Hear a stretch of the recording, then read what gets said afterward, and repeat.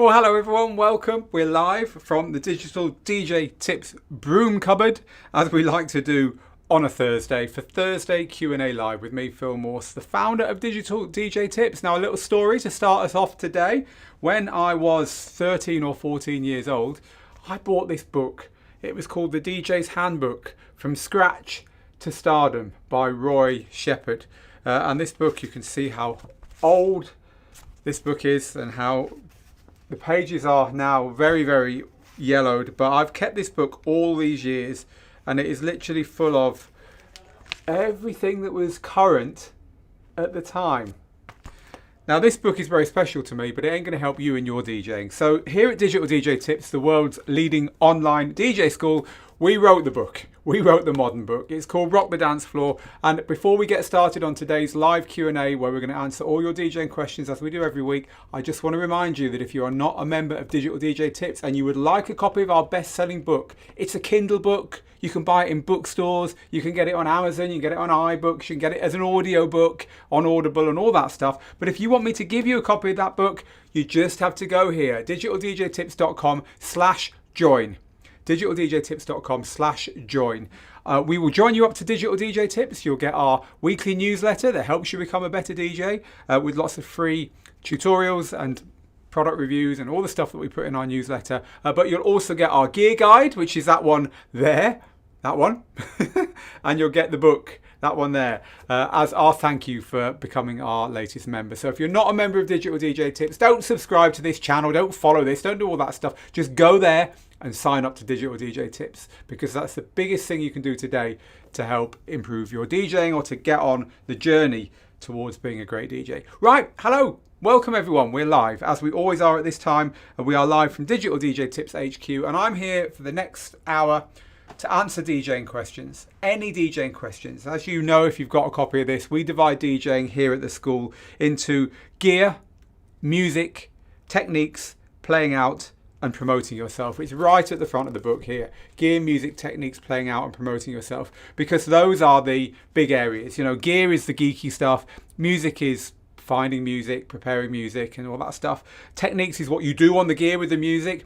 Playing out is what you do to get out in front of other people, and then how you perform in front of them. And promoting yourself, of course, is necessary if you want to get any gigs and do any of the other stuff, because if you don't promote yourself, no one knows you're a DJ, you ain't going to get anywhere. So that's how we kind of sum it up. So whatever your questions might be, anything about the DJ gear, anything about music, anything about how to improve the way you DJ, anything about performances or doing it in public or live streaming or whatever, and anything about marketing yourself, you just ask. We are the leading online DJ school. We work with some of the biggest names in DJing. We've got courses with or courses on the way from names like Jazzy Jeff and Laidback Luke, DJ Angelo, James Hype. So look, if you want to be in the right place to improve, this is it. Ask your questions now. As the founder of the company, I've usually got the answers, and if not, I've got people on team who can do that for you. And one other thing, you know, we are live on a few platforms today. The very best platform to be on for this one is Facebook, and the reason you should be on Facebook is you ask questions underneath,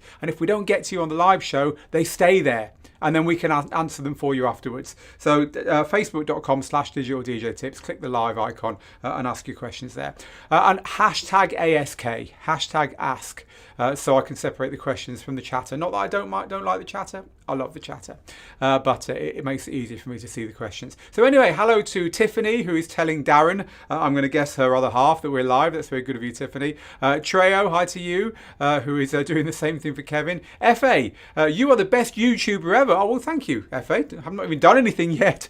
Hello to, or maybe Darren was telling Tiffany, actually. Anyway, BCF Madeira, hello to you, to Terence and El Borgi over there on YouTube. Mixmaster G over there in the Netherlands, counting down to the diminutive Amsterdam dance event this year, but at least they're having a go. Christian in the Philippines, hello to you. Kung Fu Man, hi. Terence. Tipsters, I like that. Hello, Tipsters. And Salvation, drum and bass, hello to you and to Kevin. Right, let's get to your questions. Oh, El Borgi's just got the book and the James Hype course. We've just had a big offer on our James Hype DJ course. So good to hear that, and I hope you're enjoying the course. Right, now I want to remind you, hashtag ASK if you want to ask a question, hashtag ask, which will let me separate the questions from the chatter. So the first question today is from XCOSAAU, who says, with the new update to Engine DJ, do you think the LC6000 with the Prime 4 standalone compatible is near? So for those of you that don't know this news, it's kind of the big news in the DJ world this week anyway, there is a new update to the Engine software. And Engine software is the software that powers the Denon DJ Prime gear. So this is the Prime 2, Prime 4, Prime Go, the player you can see in the middle here, the SC6000M, and all the other, I think it's the 6000M, that one, all the other units that use the inbuilt software instead of using a laptop that Denon DJ make. This is the software that lets you prepare your music and also lets you DJ from these units without having a laptop. So this has been updated. It's now got Ableton Link, which lets you sync up with drum machines and sequences and so on. It now controls lights, including home lighting, the kind of smart lights you can buy for your house, the Philips variant. You can see them here. I've got a little round one there and a little long one there. It controls all these. So it's quite a good update. And the question is, does this mean that the LC6000, which is a special media player that is made by Denon DJ, is going to work with the Prime 4, which is one of the the biggest of the standalone units. So this thing here is basically a MIDI controller, and you plug it into the Denon DJ Prime gear and it gives you an extra deck. It kind of breaks out one of the software decks and gives you hardware controls for it. So you add two of these to a Denon DJ pair of media players, you've got 4 physical decks, and these aren't that expensive. So it's quite a cool idea. Unfortunately, there is no news at all of the Prime 4 controller being enabled to work with those decks, which I think is really strange. I don't know why they haven't done that, but if we do hear news of that, we will let you. So the next live question, Jermaine, I've been asked to create business cards for my DJing. Besides my name and number, what else should I put on them? Put a shortcode or a link to your mixes online. So if you are serious about DJing and are serious about your DJ career, you will definitely put your DJ mixes onto some kind of service online. The one that I always recommend is Mixcloud, and the reason I recommend Mixcloud is that basically it is legal and your mixes are going to stay there, and I don't think any other service can promise you that. So you should go and have a look at Mixcloud if you're not a member. You do pay for Mixcloud. By the way, we're not affiliated with them at all. It's just I just think it's the best service. So this is Mixcloud. This is my personal Mixcloud, and you can put your mixes on here, and then people can listen back to them and so on, and comment and say nice things hopefully about you and all that kind of stuff. So Mixcloud's cool, and I recommend that you have a short code. So in my instance, to get to my Mixcloud, it's just mixcloud.com/Phil Morse. I mean, you could just have mixcloud.com/your name once you set yourself up there, or you could have a short version of this, but either way, have that on your DJ cards as well. And also, there's something called Linktree. Now, Linktree is a nice way of getting all your socials and everywhere else onto one very simple website. So if you don't want to bother having an actual website for your DJing, you can use Linktree, which is just one that I see lots of people using at the moment, to get an easy link to everything you do. So you might want, instead of using a link directly to your mixes, to have a Linktree URL. And the way this works is you just get a URL like that with your name after it. So it's a really nice, easy way, again, of giving people a link that they can come and find everything you do online. But I think whichever way you go for it, whatever you do, nowadays you need more than a name and a phone number. And honestly, I'd put a phone number, but I'd put the WhatsApp symbol next to it, because people tend to prefer WhatsApping than actually talking nowadays. So hope that helps. Thanks for the question. Is there a possibility, says Christian, that other DJ gear brands might support Engine 2.0? So again, this is back to what we were talking about, that there is new software for the Denon DJ Prime units. I think that is extremely likely, and the reason it's extremely likely that one of the things that changed when they released this 2.0 version of the software is they dropped the word Prime from it. So it used to be called Engine Prime software, and it worked with the Denon DJ Prime gear. Now it's called Engine DJ software, so that link with the Denon DJ has been broken. Why would you do that? because you want to have other brands using Engine software would be a very, very educated guess. So I think, yes, I think we will be able to look forward to other brands with Engine built into them, meaning that there's other brands of DJ gear that you don't need to have a laptop to DJ with. This one is from El Bauji, who says, I'm completely new to DJing. I bought James Hype's course already. However, I think that's a bit advanced. Would you recommend the complete class or start with the record box class? I'm still waiting on I guess the next thing you're going to say is controller. Look, if you are just like El Bauji is, you're completely new to DJing. You do need to get some basics under your belt before you start doing more complex stuff. So there's a couple of things that you need to do. To start with, get this book. Just go there and get the book. Let's turn off that one though. Go there and get the book, digitaldjtips.com/join. The book is a really nice thing to just read when you're not behind your decks, just like flick through a few pages at night or something. It will just get you in the game. But there is a course, which is basically this book brought to life. And the course is called the Complete DJ course. So if you go to the Digital DJ Tips website, click on DJ courses, and scroll down to complete courses and click on the complete DJ course here. This is the 5-step process I was just telling you about earlier. The 5-step formula, gear, music, techniques, playing out and promoting yourself, that every DJ needs to understand in order to succeed. If you want to become a good DJ quickly, you need this stuff, and this course teaches it. So if you're serious, this is the introduction you need to DJing. However, that said, there is another course which is going to be good for you if you've bought a DJ system with software like Serato or Traktor or Rekordbox or whatever, and you just, especially if you're not really software oriented, software is a bit of a challenge for you. These courses here, Rekordbox Made Easy, Serato Made Easy, and Traktor Made Easy, are the courses that will help you to get up to speed really fast on that particular software. We actually also have one, if you happen to have a Pioneer DDJ 1000 or 800, we also have hardware courses for that. So these are really to help you get up to speed with the technical stuff behind the software and certain selected hardware.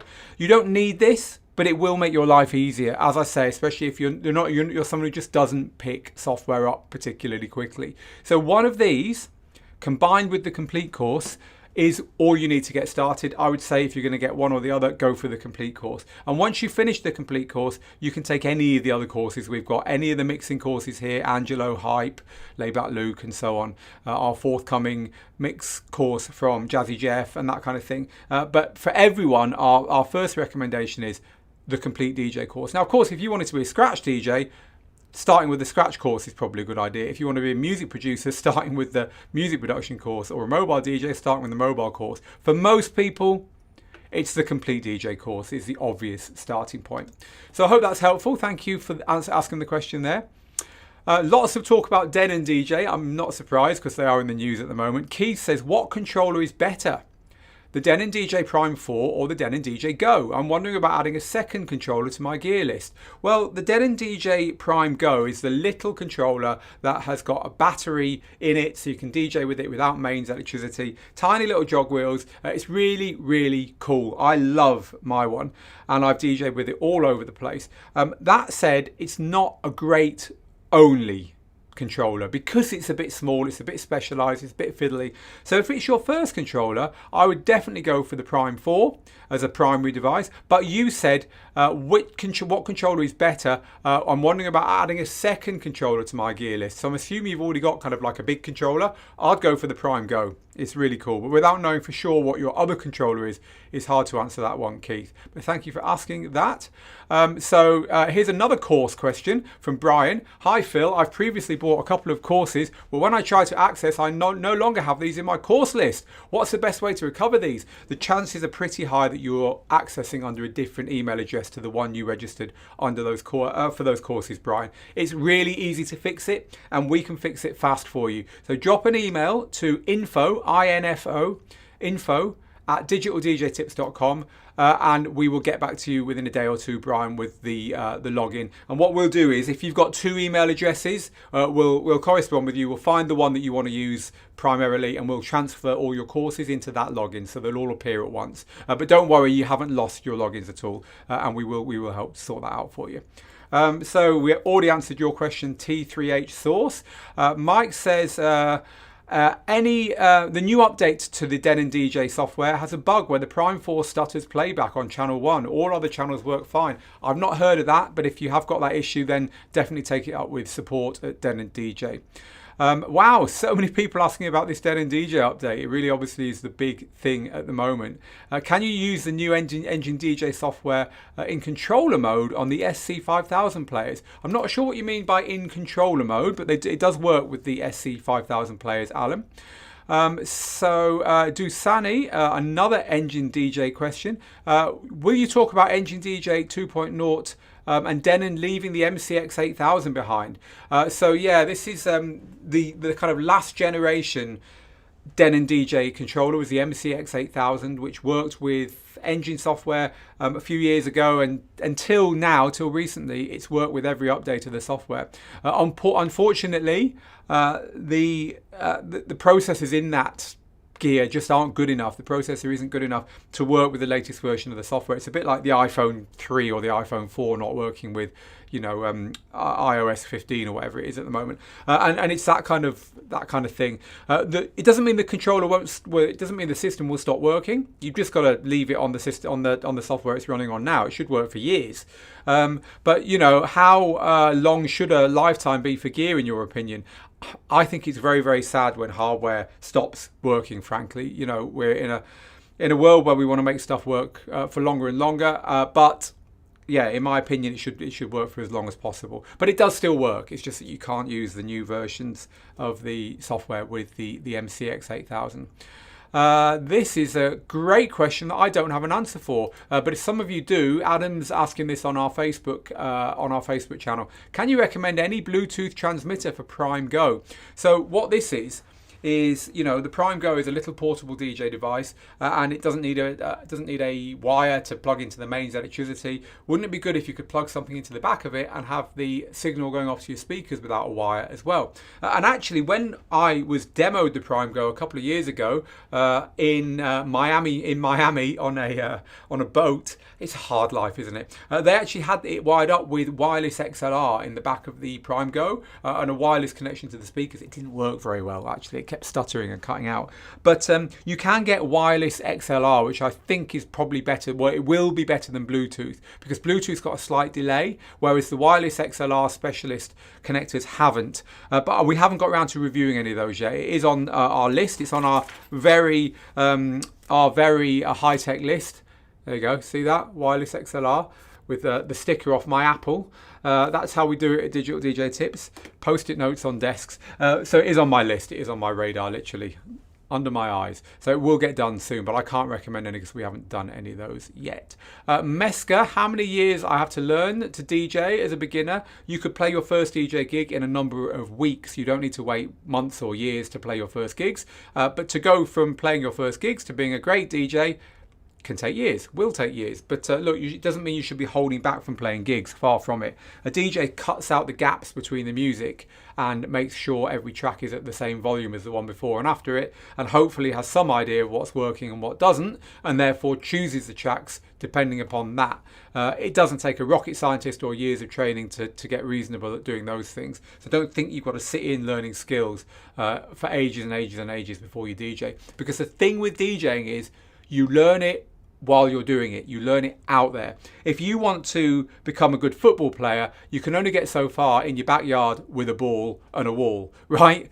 You've got to get out and you've got to play it. It's a team game. You've got to be on the field. And it's the same with DJing. It is about the interaction between the people there and you as the DJ. That is the thing that takes a lifetime to learn. That is the thing that's addictive. That is the thing we come back for again and again and again. The rest of it is technical stuff. You can learn that whenever. As I say, it's not hard to learn the basic technical stuff, to cut out the gaps, keep everything at the same volume, and at least roughly pick music that's kind of working. So don't let it hold you back. Get in front of a crowd and do it as soon as you can. So Andy, hi Phil. I've got a camera camcorder. It's a 4K camcorder. It's got Wi-Fi on it. Can I use it for live streams? The Wi-Fi bit is a little bit of a red herring. The Wi-Fi bit will be to get the footage off the camera and to put the footage onto a computer, I would guess. It is possible to use pretty much any camera as a camera for a source for your live streams. If the camera has an HDMI output and the HDMI output can be clean, so in other words, it doesn't have all that stuff, the frame rate and the shutter and the focus and the recording thing flashing. If you can get all that off, so it's just outputting the picture clean, and that HDMI cable can then go into your computer via an HDMI to USB interface, and you have to pick one that's designed to put the signal from HDMI into your computer, not to take a USB output from your computer and convert it to HDMI for a monitor. So you need to buy, the one we use is I think it's called Streamlink, an Elgato Streamlink, but you can find them on Amazon. Just go and search HDMI to USB and don't buy one that costs $5. The ones that you need cost about 80 upwards. So get one of those, which will convert the HDMI output from your camera into a USB input for your computer, plug it in the back, and then from there you can use OBS, which is free, to broadcast to the web. The camera I'm talking to you on now is doing exactly what I just described. There is a cable in the back of that camera that goes down to the back of the computer that I'm staring at with the broadcast software on it, and it plugs in via one of those HDMI to USB converters. So yes, you can, but the Wi-Fi bit is neither here nor there, Andy. You don't like my music? I will always love your name, my friend. I want to use some of the visualizers in Algorithms DJ Pro on OBS, but I can't for the life of me figure out how to output or use them at all. So off the top of my head, I have no idea. But this comment is on YouTube, so if you want to take that comment across to Facebook and post it there, we will try and get back to you on that one. There probably is a way of doing it. Of course, it depends whether you're using Algorithm software on an iPhone or an iPad, or whether you're using it on your laptop. So yeah, we'll have to have a little bit of a think about that one. But do go and repost the question on Facebook, because the question will outlive the broadcast then, and then we can have a think about it and hopefully get back to you there. So unfortunately, the answer you wanted wasn't the one. The answer wasn't the one you wanted, Brulafu, but we have answered that question for you there. El Borgi, yes, those two things are separate. I'm just quite clarifying your question from earlier. So Lloyd says, I'm looking at joining a record pool or a download site. I'm after 80s or 90s and funk and soul and 90s house, etc. What would be the best one for this type of music? So here's the thing. Download pools are for modern, up-to-date music. They are for record labels to provide the latest tunes to DJs. So they give the download pools every month lots of new music, and the download pools send them out to working DJs. So they're not the best place to get 80s, 90s, funk and soul and to catch up with music, if you like. The best place to catch up with music, if you've got a bit of money, is just an online record store, for argument's sake, the iTunes store or any other mainstream online record store, where you can buy compilation albums of, in your case, 80s funk, 90s soul, 90s house, etc. Sometimes for $10 you can get a compilation album with 50 tracks on, and out of that 50, 20 will be good for you, so 50 cents each. Or you can go really old school, and a lot of DJs do this, and buy secondhand on eBay and stuff like that, compilation CDs from, going back as far as you want to go back, same kind of thing, and rip the music from them to get, to cheaply get all the old stuff. There aren't any download pools that specialize in older music, unfortunately, so you are looking at obtaining that music by buying it, Lloyd. So this is a really interesting question, and I don't know the answer to this, and maybe someone on the live broadcast does, because it's coming up a little bit. Has the record level been increased with the new Engine DJ 2.0 update? I'm rocking the Prime 4. So I've recorded an awful lot of DJ sets using the Denon DJ equipment, the Prime Go, the Prime 2 and the Prime 4, and you go into the settings and you click record, and there's no level, it just records what you're doing. And I remember early on there were a few recordings that came out really, really quiet. And then all of a sudden, they were all right. And I don't know what changed. And I've never been able to kind of definitively work it out. So Jaffa, I know nothing. Sorry, Ian, I guess your name's Ian Jaffa. I know nothing about that, why that is. I just suspect it might be something to do with the master volume control, where the master volume control is set when you hit record, maybe. Since I've had my master volume control set something like 12 o'clock, I've always had I have it set to something like 10 o'clock. I always get a nice loud recording, but that wasn't always the case. But I honestly don't know the reason for that. So if anyone does know the reason for that, or if anyone is watching from Denon DJ, then please do let us know. Ian is asking this question in the Facebook comments, so you can answer Ian there. I'd like to know the answer to that. Sean has got a question about the Complete DJ course. Does the Complete DJ course include techniques with the theories? I'm going to answer and say yes, it does. It goes into a lot of depth about, why we do things as well as showing you how we do things. So yes, it does. DJ Key, I currently own a Reloop Mixon 4 using Algorithms DJ Pro. I want to upgrade to an XDJ XZ or XDJ XZ so that when I use club gear, I will have cue points. Is it worth it? Yes, it's a great device. The XDJ XZ is a great device. And if you want to DJ on Pioneer DJ gear in clubs, it feels and looks extremely similar. And yes, any work you do on your music library will then work in the clubs. So if that's your aim, then I'd say it definitely is worth it, DJ Key. The question here I want to answer next is from Sergio, who's just pointing out that the wireless XLRs we were talking about are great for the Prime Go. So look, which ones do you use, Sergio? Tell me, and I'll share that with the team. So Nachi Kate says, can you give 5 music management tips? It's always a challenge to dig out from the plethora of songs that are available out there. I'm going to send you towards the book here. If you haven't got the book, do go and grab it, because there's a whole chapter, in fact there's a whole section in the book on music management.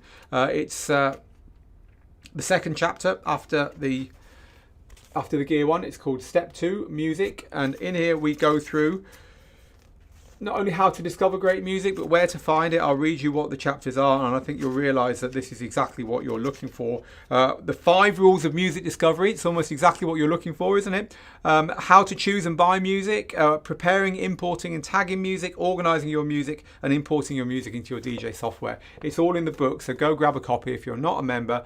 digitaldjtips.com/join. We'll give you a free copy of this. We'll also give you our gear guide. Become our latest member. It's free. And also, actually, you can read the book on the website. Here's a little tip. It's just a nice way of reading the book without doing anything. I don't mind how you do it. Head over to the website and then head to the book at the top there. And you will see the whole book is online here. You can also download the PDF from here, which I thoroughly recommend you do. But if you just want to quickly dive into something, you can do that here. And the best bit about this is that where we have videos and stuff, in the book we have to give you a link. Here, you can actually watch the videos embedded in the book, so it actually improves on the book. And this is the complete book in here. It's not shortened or anything. It's everything that's in the book. So do go and have a look at that. It's on the book tab at the top of the website. You go there quickly now and you can look at that music section to answer your question. So I hope that does answer your question, Nachi. Right, so Reza, we kind of answered the question. Yes, it is true that DJ pools will kind of empty out their music because they're not meant to be there to give you the latest music. They're meant to be there to give you older music. They're meant to be there to give you the latest stuff. That camera suddenly went really close to me, didn't it? I didn't like that.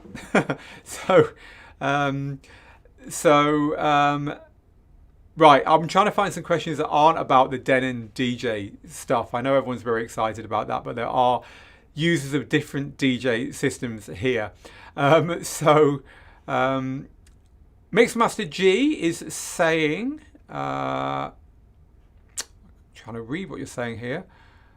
No, I think you're just answering someone else there. So thank you for being such a active and helpful member of our community in there, Mixmaster G, but no need for me to jump in on that one. If you want to ask a question here today, by the way, you need to do it by using the hashtag ASK, hashtag ask, in order to ask a question. That's what I'm filtering by at the moment. Jake says, I currently own... Oh, no, we've answered Jake's question. That's the one about the Reloop Mixon 4. So what else have we got going on here today? We are on Facebook and YouTube. We're not on Twitch today because there was a slight issue with Twitch. So we're on Facebook and YouTube today exclusively, and we're preferring Facebook. Michael's just giving us some feedback. Michael was telling us about a gig. Michael says, oh, that's not Michael. The gig I had in a club was great 2 weeks ago. 6 hours of playing music. People were dancing all the time. Oh, it's really good to hear that. I'm glad it went well for you, Michael. It's what we like to hear. Mick says, any news on why Pioneer are not forthcoming with information on products being available? It's very hard to find information other than from outlets, and their information is poor. Thanks, Mick. Look, there is a real issue at the moment with getting DJ gear. Actually, on our Digital DJ Lab, if you're a Digital DJ Lab member, you might have been on our Digital DJ Lab Inside Track webinar, which was just a little while ago, and we talked about why there is currently DJ gear supply issues. There's an interesting article over on the DJ Tech Tools website talking about that. And it's just at the moment there is just a big issue with getting DJ gear. I'm just trying to find you that article. See if I can get that article for you. Here it is. It's called DJ Gear, prices going up, supply low. Here's why and what every DJ should do right now. And what Tech Tools are talking about on this article is the fact that there is a kind of perfect storm of stuff. That's interesting that we can't see the whole article on there. I wonder why that is. I wonder why that's clipping my article.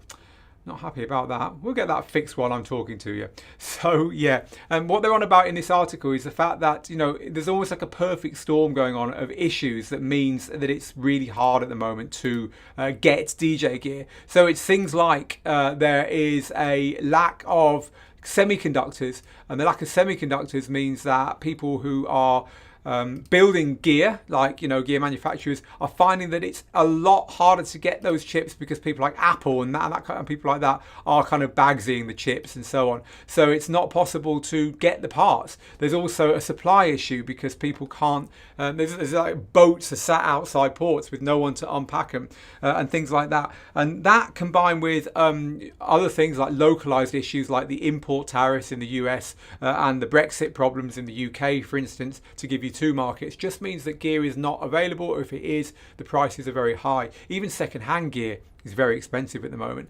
So the way around it is just to order very early. And I guess the reason, you know, no news is being given to you is that they haven't got any good news. People tend to not want to tell you bad news. So, that's why. So there's no gear out there, and the companies don't want to go around shouting about that, so they're just keeping quiet, is my view on it. So yeah, just order your gear early if you want new gear this Christmas, and don't expect that there are going to be, you know, big discounts in the Black Friday sales and that, because there just isn't the gear out there to give you those big discounts. Oh, apparently the title is wrong today. That is my fault. I forgot to update the titles on the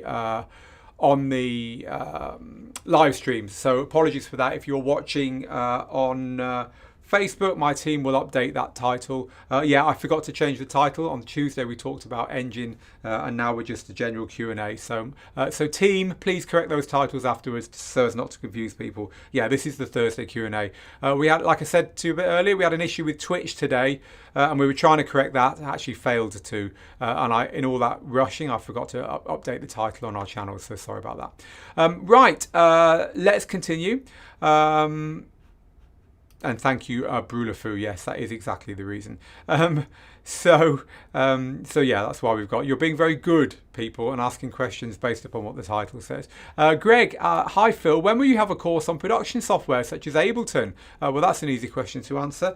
We do have a course on production software. In fact, we've got two, and they're specifically on Ableton. Head over to the Digital DJ Tips website, go to DJ courses, scroll down and go to one of the two courses. Dance Music Formula will teach you how to make music using Ableton, and this is our most popular course on making music from scratch to the point where you can release it. And many of our students, including the ones you're looking at now, have released their music via Beatsource and Beatport and so on, that they've made using this course.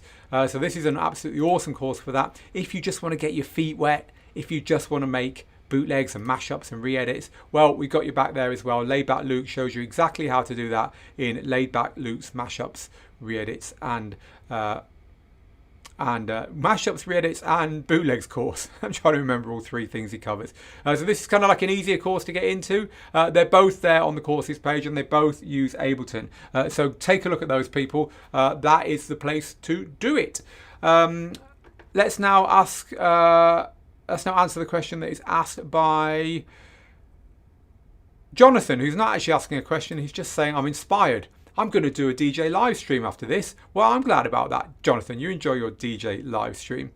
So Keith says, Keith's giving us a bit more information. Keith currently has the Pioneer DDJ 400 and is saying, which controller should I add to it? I'm interested in why you want to add a DJ device that uses different software to the one you've already got, Keith, because generally you ought to stick to one system. So let's say you are a Serato user. Generally, you want to always make sure that the gear you're upgrading to or using also works with Serato. If you're a Pioneer user, you can get Pioneer standalone DJ gear that works with your DDJ 400 and Pioneer DJ software, Recordbox DJ software. I would, if it were me, I wouldn't buy gear from another manufacturer because it's just going to make it harder for you. You're going to have to move your library between two different systems all the time. It's very much a good piece of advice to stick to one system. So if you don't like the current Pioneer standalone units, because of course the Prime 4 is a standalone unit, if you don't like the current Pioneer standalone units, then maybe hang on a bit and see. They're all due for an upgrade, right? They're all due for an update. So I imagine it won't be too long before Pioneer DJ brings out some more modern standalone units like the Prime 4, like the Prime 2 and so on. So if it were me, I'd say hang on. But in answer to your question, if you really do want to go for one of the Denon units, I'd go for the Prime 4 because it's a big professional controller to go with your little DDJ 400. Here is a good question from Joe. Phil, do you recommend specific scratch tracks for learning to scratch or training with the music one will end up playing? Not really, no. You need the scratch sounds. And that's important, obviously, so you've got the right sounds to scratch with. But as far as the actual music that you want to scratch over, just use the music you're going to be playing. So let's say you're going to be playing house and scratching over house. Just get the house tracks you're going to be using. Find a part of a house track that's just a beat and loop it and scratch over that. And you can slow it down and speed it up as you're practicing your scratching. But there's no reason, there's no such thing really as, packs of special noises and sounds to scratch over. The scratch packs tend to be the stuff you're scratching with, the iconic scratch sounds and so on, Joe. So no, just use simple loops from the tracks that you want to be scratching over in real life, if you like. How would you use a Novation Launch Key 25 in Serato, says Charles? Well, that's a great question. The Novation Launch Key is a MIDI controller. Now, in Serato, you can control Serato with MIDI stuff, with MIDI controllers, and you, just like any DJ software, you can control it with MIDI controllers.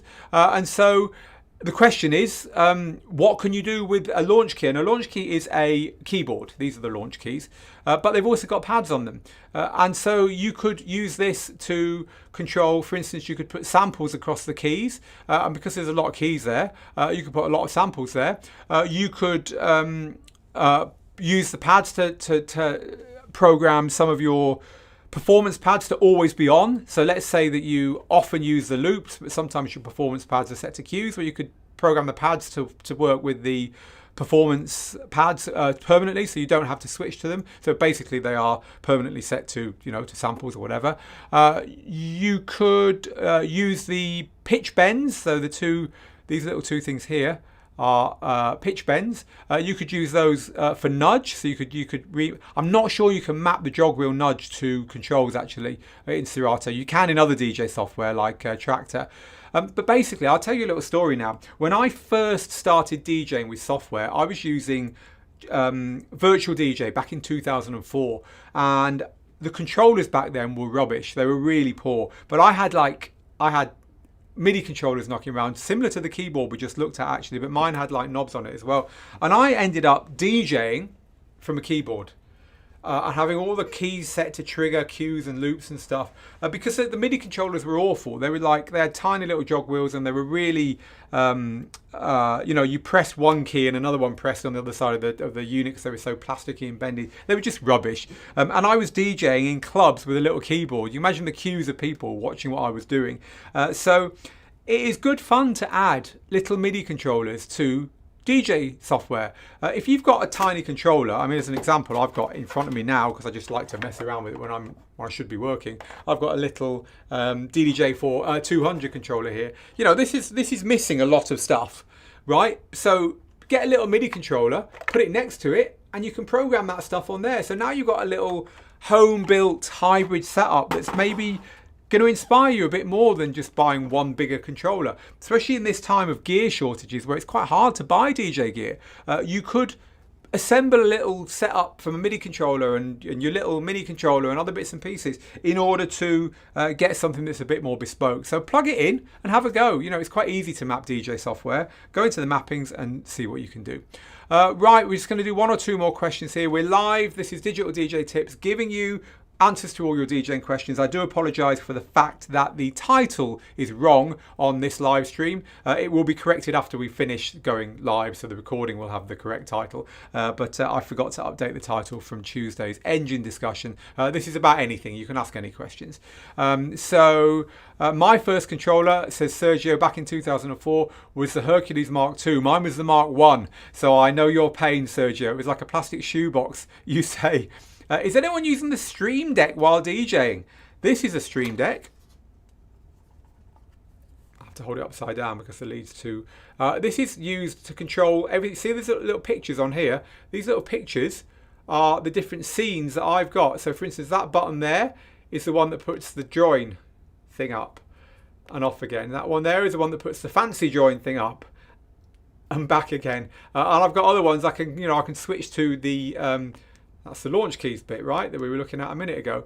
So this is a Stream Deck. It's used for live streaming, really, but it is ultimately a little MIDI controller. And I guess you could, well, I know you could map it to DJ software. And the nice thing about that is you can put your own pictures on each of the buttons.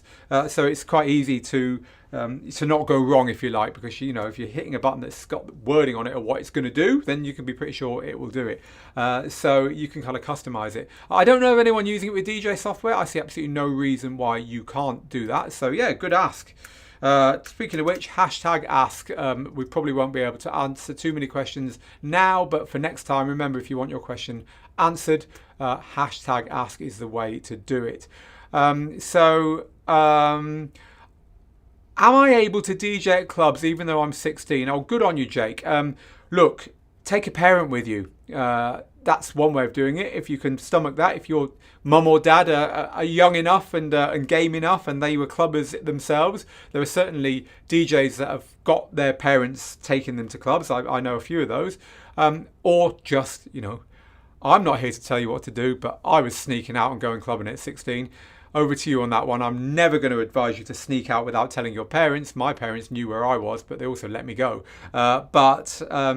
It depends where you are. In the States, I know there's different rules to other countries, so I guess it depends where you are. I don't know where you are. Certainly, it's possible to put on parties for people your age as well. I used to put parties on at school when I was 15 because I couldn't get in anywhere, so that could be another way of doing it. Not long to wait till you're 18, Jake. Not long to wait. Hi, Phil. Is it possible to play DVS using software on an iPad or iPhone rather than using a laptop or computer? Yes, it is. And I always forget the name of the DJ software because I haven't used it for a long time. But there is a DJ app on iPad and iPhone which will let you use DVS. And I'm going to find it out for you. DVS on iPad. It's called DJ Player. There's a piece of software called DJ Player or DJ Player Pro. So go look for DJ Player Pro in the App Store and you can indeed play DVS with turntables. It's pretty damn cool. is a question about the little Philips Hue lights that you can use with all the Denon DJ gear now. Do they change depending on the BPM or music, or is it just random? It's very much depending on the BPM or music, and also the sonic characteristics of the music. They'll play different lights in a breakdown to in a drop. They're very, very clever. Do have a go for that. So You Don't Like My Music says, I bought a new controller and I have a used one for sale. I've got no idea how much it's worth though. What's the depreciation like on controllers? If it's in good condition and it's a current controller, you can sell it for more than you bought it for at the moment. You go and look at the prices of the DDJ 1000s on eBay at the moment. They're through the roof because no one can get the new ones. So it's a good time to sell your controllers. So in answer to your question, I don't know, because controller prices are going up all the time, both new and used at the moment. Ty, this is going to be our final question today. Would you recommend the DJM S11 or a club mixer such as the DJM 750? Other than the 4 channels, what makes one better than the other? So funny you should ask this question. I'm literally in the middle of writing an article at the moment on our 13 best DJ mixes for 2022. And it's a good question. It's one of the first questions you need to answer when you are deciding whether to go for a scratch mixer or a club mixer. Now, I haven't got a club mixer that I can reach out and show you, but I'm sure you can all remember. Think about what a club mixer looks like, right? Club mixers are like the Pioneer DDJ 900s, right? Not DDJ, DJM 900s. This is a scratch mixer. Scratch mixers are very different. Scratch mixers have a very clean bottom third, and that is because a scratch DJ is going to be using the crossfader an awful lot. You don't want clutter around here. You want this lot really clean, and so that's the way these are built. Now, scratch mixers tend to also have MIDI control. This is MIDI control. This is controlling Serato's performance pads, loops, cues, slicer, and all that stuff. So this is not only a mixer, but it's a MIDI controller. Serato's effects are being controlled here as well. Why? Because generally when you're using a scratch mixer, you're using turntables, and turntables have no MIDI controls on them generally. So how are you going to control those things? So that's why they tend to have built-in MIDI controls as well on modern scratch mixers. And this is something you don't get on club mixers. Club mixers won't have the pads on like that. They do have increasingly more and more controls that can control MIDI. But you know, club mixers are used with media players like CDJ 2000s, and even CDJ 3000s are becoming more popular now, and they've got pads and stuff on them. So really, the big difference is that a modern scratch mixer is designed for scratching. It's got that layout that prefers fewer controls at the bottom, only ever has 2 channels, and it is more than just a mixer. It's got a lot of MIDI functions on it as well. So really the question is, do you want to scratch? If you don't want to scratch and you don't want to use turntables, there's no real reason to go for that. You're probably better off with a club style mixer, as you say, like the DJM 750 from Pioneer DJ, or the 900 Nexus 2, or you know, any other mixer that's built for clubs that's got the 4 channels on it, the effects down the right hand side, the mic down the left hand side, and the, you know the layout I'm talking about. So keep an eye out on the website in the next few weeks, because we're publishing a big exhaustive article on club mixers, so look out for that. People, once again, apologies for the incorrect title on today's live stream, but I hope it didn't put you off too much. I've got to go now, but I'll be back next Tuesday for Tuesday Tips Live, our live tutorial lesson show. In the studio, as always, we'll have decks set up, and we'll be doing something exciting. I'm not sure what. And I'm also back next Thursday for the same question and answers that we do every Thursday at this time. So thank you for joining us. All that's left for me to say is, look, if you're not a member and you've enjoyed this, go to digitaldjtips.com/join and become a member. Grab your free copy of our book. It's better than the one that I learned from in the 80s, I promise you. Grab your free copy of our book as our thank you for joining us, and start your DJ journey with us at Digital DJ Tips. We'd love to have you. Now get good, get out there, make the moments, and I will see you again very soon. Till next time, bye-bye.